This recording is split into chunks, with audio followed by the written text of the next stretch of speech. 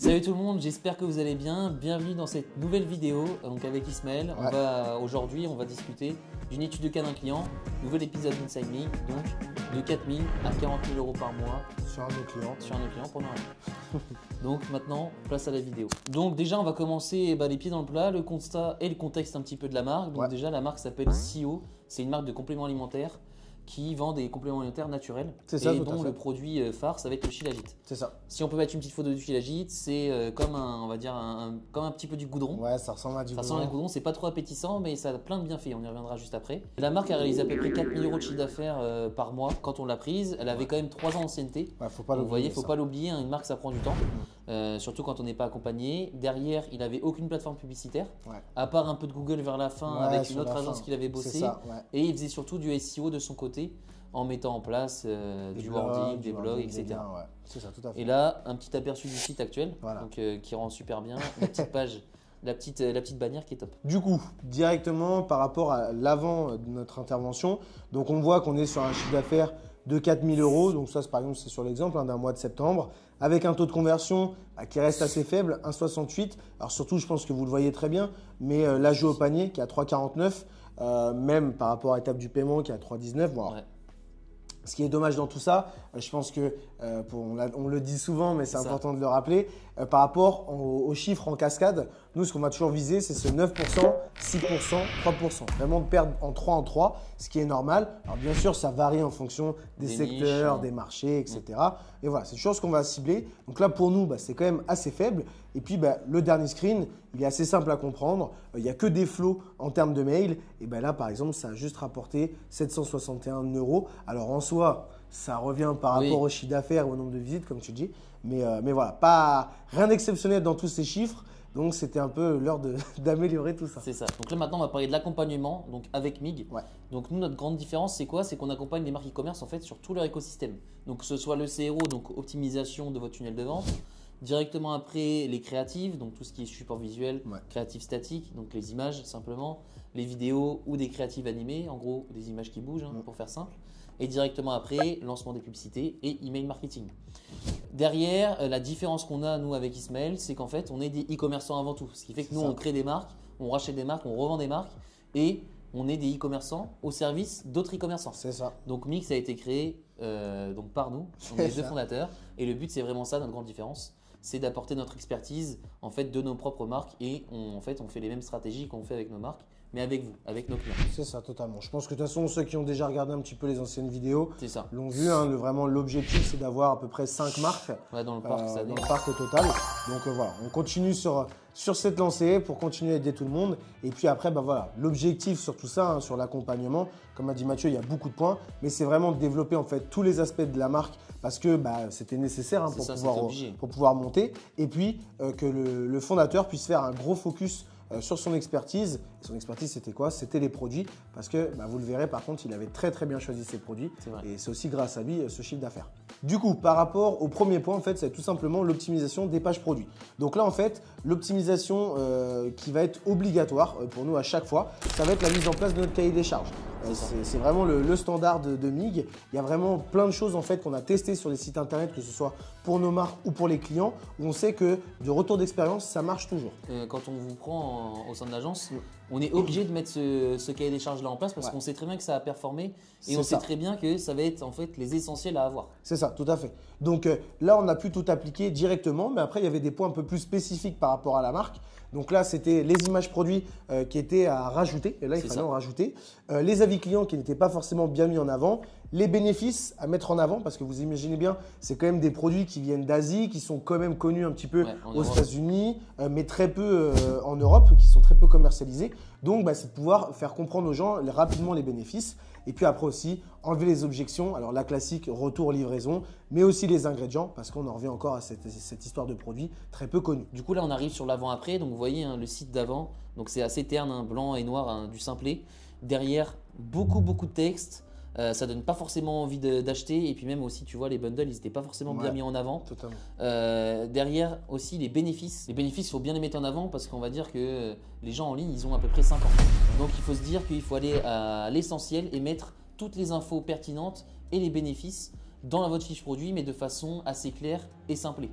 Derrière, comme vous le voyez, hein, c'est ce qu'on a fait sur le site en question. Vous voyez, donc des couleurs un peu, on a repris le orange de sa charte graphique. Ouais, c'est ça. On a mis en place, pareil, des images avec les bénéfices à l'intérieur pour expliquer aussi le produit. Une petite vidéo aussi d'explication comment utiliser le produit, comment le mélanger, les avis clients bien mis en avant, les descriptions avec les bullet points pour donner les bénéfices du produit pour que les gens ils comprennent directement à quoi sert le produit et qu'est-ce que ça va leur apporter surtout parce qu'eux ils s'en fichent.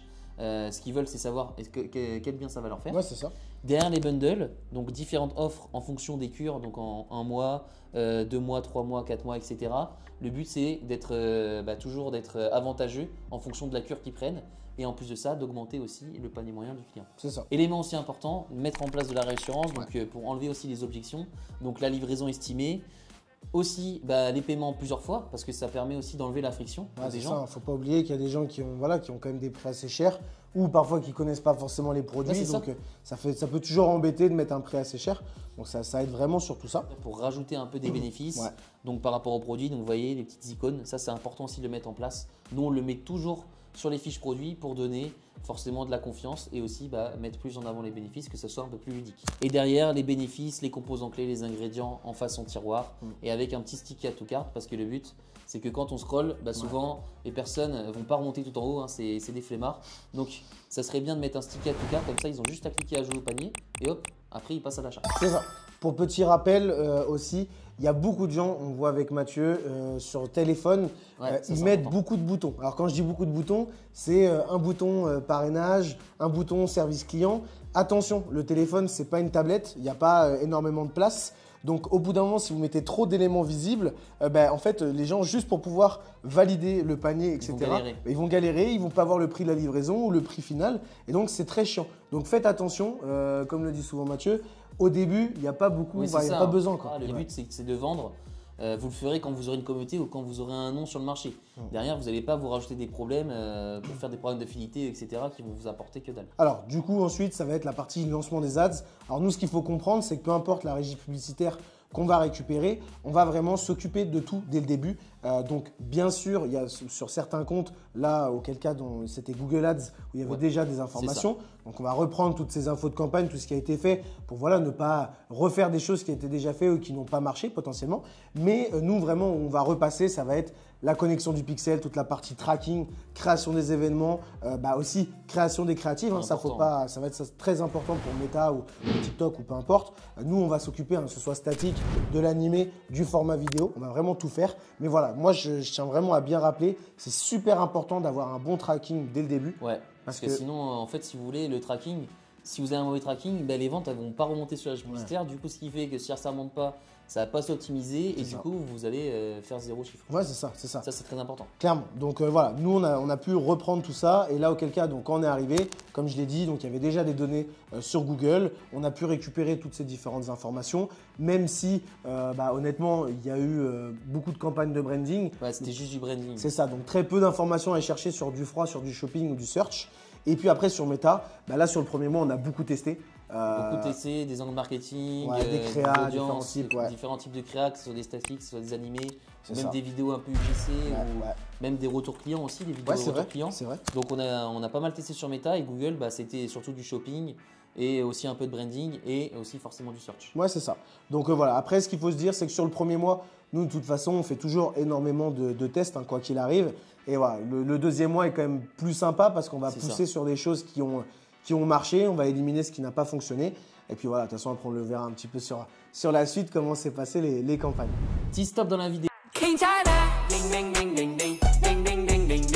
Maintenant, on va vous parler en fait avec Ismaël de notre lancement de notre école en ligne, Mig Academy. Ouais, Mig Academy, c'est quoi en fait? C'est une communauté, des cours, plein de ressources et des contacts aussi. Avec Mathieu, on voulait vraiment pouvoir aider un maximum de personnes. C'est vrai que forcément, nous, avec l'équipe et notre temps, il n'est pas illimité. Tout le monde ne peut pas se permettre de payer une équipe pour pouvoir déléguer sur sa marque. Donc voilà, on a créé ce school. On est là actuellement en offre de lancement. Alors jusqu'à quand, je ne sais pas. On est à 37 $. Le but, c'était vraiment de pouvoir l'ouvrir à un maximum de personnes. Et vous avez des cours de valider votre product market fit jusqu'à le lancement des publicités, en passant par le contact de laboratoire pour créer vos produits ou élargir votre gamme, des usines. la logistique, les études de cas aussi. Ouais. On met un maximum d'informations, mais si vous ne faites pas, ça ne marchera pas. Donc, pour ceux qui seront les plus motivés de la communauté, qui auront regardé le plus de contenu, posé le plus de questions, des choses comme ça, parce que nous, il y aura une équipe pour pouvoir répondre. On sera là aussi de temps en temps pour répondre aux questions.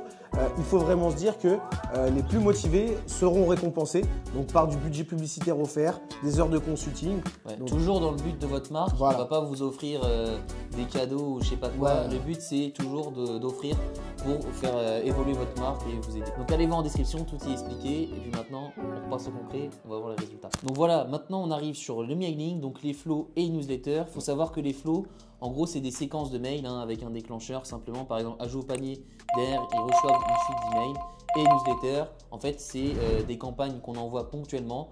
Par exemple, on fait un beau mail et je l'envoie le 31 janvier à 6 h du matin. Ça, c'est du ponctuel. Il n'y a pas de déclencheur et ça ne s'envoie pas en simultané. C'est ça. Donc derrière, qu'est-ce qu'on a fait pour les flows d'email? On a mis en place le send email. Donc qu'est-ce que c'est? Ça va être en fait le mail par lequel vous avez envoyé en fait simplement des emails à vos clients. Donc par contre, il faut que ça soit un email brandé. Donc qu'est-ce que je dis email brandé? C'est avec votre nom de domaine. Par exemple, votre nom de domaine, ça s'appelle MigAgence. Nous, vous allez appeler bonjour@migagence.com et ça va être ce mail qui sera enregistré, qui va envoyer au client. Ça, c'est très important parce que sinon, de toute façon, vous ne pourrez pas lancer d'email et vous serez même en spam. En plus de ça, il rajoute encore une complexité aujourd'hui avec tout ce qui est Google, Yahoo. Si vous ne faites pas le démarque, vous allez être en spam, etc. Donc nous, on s'occupe de ça, vous n'allez pas vous inquiéter.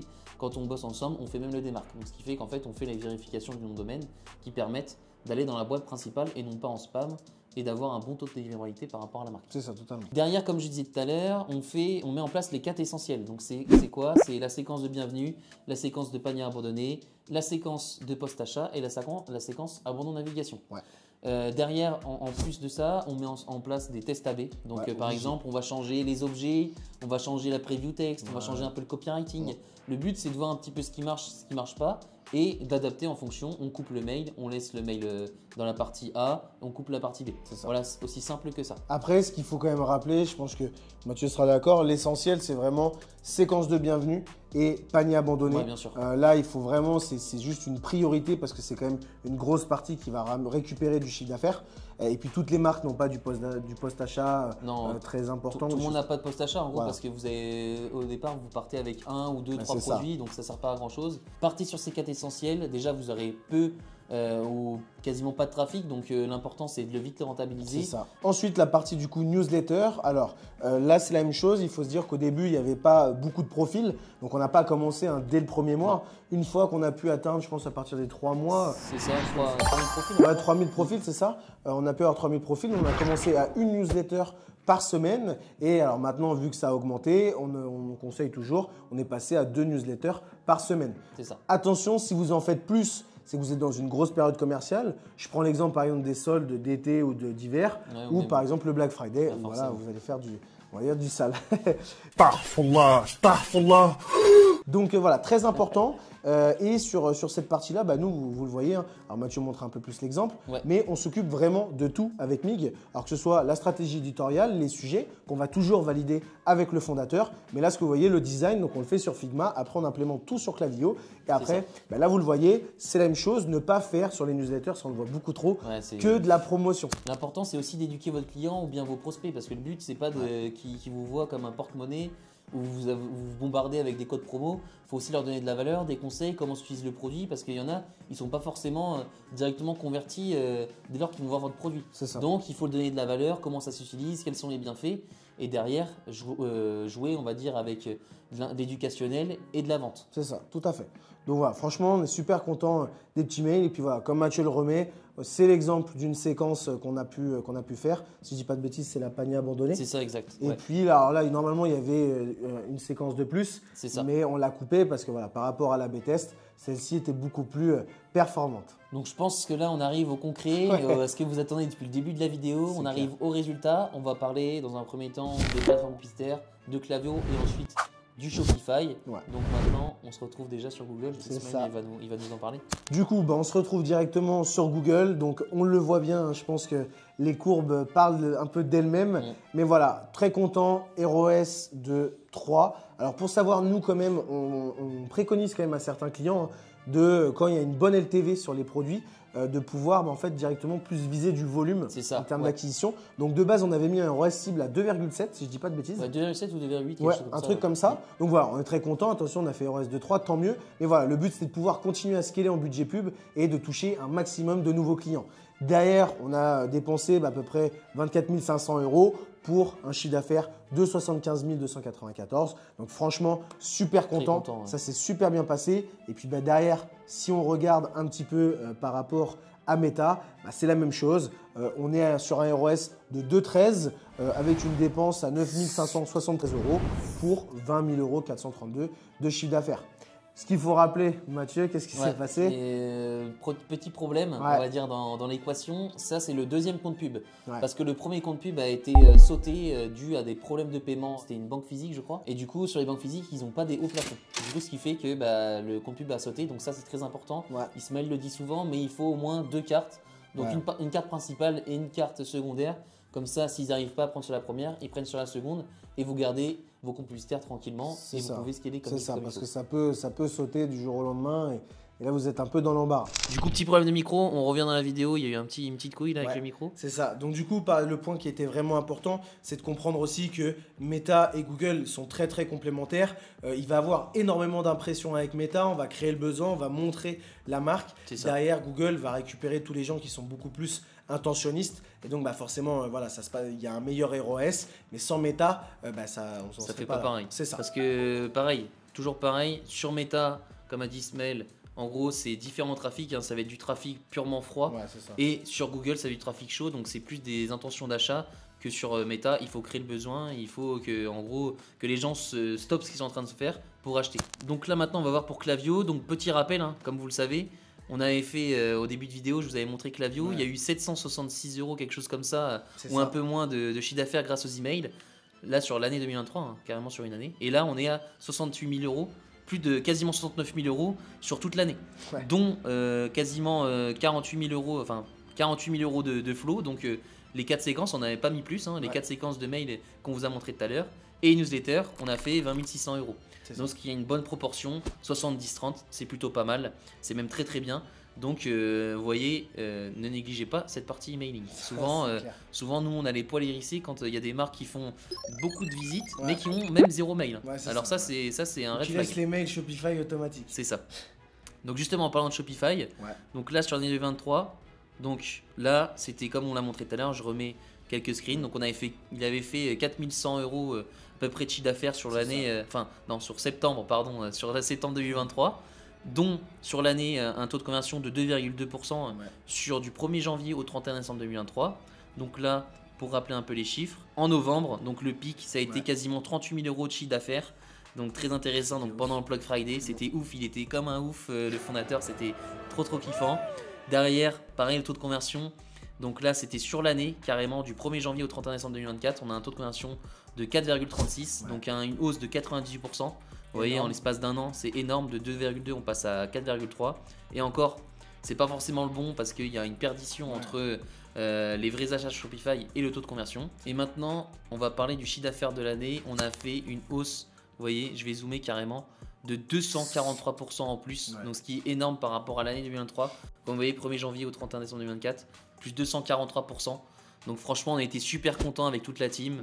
Faut savoir que ces résultats, on les prend pas que pour nous, c'est pour toute notre équipe, que ce soit notre chef de projet, que ce soit l'email marketeur, que ce soit nos médias buyers, tout le monde. C'était un super taf. Après, ce qu'il faut aussi se dire, alors peut-être certaines personnes vont dire oui, c'est pas énorme de 4 à 40 000 en un an. Alors déjà, c'est un chiffre d'affaires qui est stabilisé, c'est le plus important. Il va pas redescendre du jour au lendemain, mais surtout, il faut comprendre aussi par rapport au fondateur. Alors pour ceux qui n'ont pas vu la petite vidéo, on a passé 24 heures avec lui. N'hésitez pas à regarder, il y a plein d'autres infos qui sont super intéressantes. Mais il faut aussi comprendre qu'on va au rythme de la trésor possible, aussi de la vie de la personne. Faut comprendre que quand on a une famille ou des choses comme ça, on peut pas aller à la même vite que quelqu'un qui est tout seul, qui est à fond dans le business. Et puis des aléas aussi. Voilà, c'est ça. Que ce soit logistique, que ce soit les produits, réassort. C'est ça, voilà. Une marque, ça peut pas être tout blanc, tout rose. Ah, ça c'est clair. Donc et pareil, moi je reviens sur ce que tu as dit, en mode les gens, certains certaines personnes vont dire de 4 à 40K, c'est pas énorme. Faible, ouais. Parce qu'ils voient des vidéos YouTube en mode 100K en 24 heures ou Ouais, je sais pas c'est quoi. ça. Nous, le but, c'est vraiment que ça soit long terme. Le but, c'est de vous montrer le plus de valeur possible pour que vous puissiez le faire de votre côté aussi. En sachant que nous, le point important, hein, ça beaucoup de gens l'oublient pour la longévité de la marque, mais c'est la satisfaction. Honnêtement, je pense que vous pourrez vérifier les avis. Il n'y a pas des avis en dessous 4,2, 4,5. Ouais, et encore. Et c'est beaucoup de 5 étoiles. Donc voilà, franchement, c'était un super projet. On était super contents Ouais, c'était top. de bosser sur tout ça. J'espère que la vidéo vous a plu. Ouais, j'espère que ça vous a plu. En tout cas, nous, on a kiffé l'affaire et on a Ouais. kiffé bosser sur ce projet-là. N'hésitez pas à liker, à commenter. Ouais. Ça va nous donner pas mal de force pour refaire ce genre de vidéo-là. Comme vous le savez, hein, plus il y a de commentaires, plus la vidéo sera vue et plus notre travail sera entre guillemets récompensé. C'est ça. Donc en tout cas, merci d'avoir regardé la vidéo. N'hésitez pas, encore une fois, à vous abonner. Et merci en tout cas pour avoir visionné cette vidéo. A bientôt. Salut l'équipe. Ciao.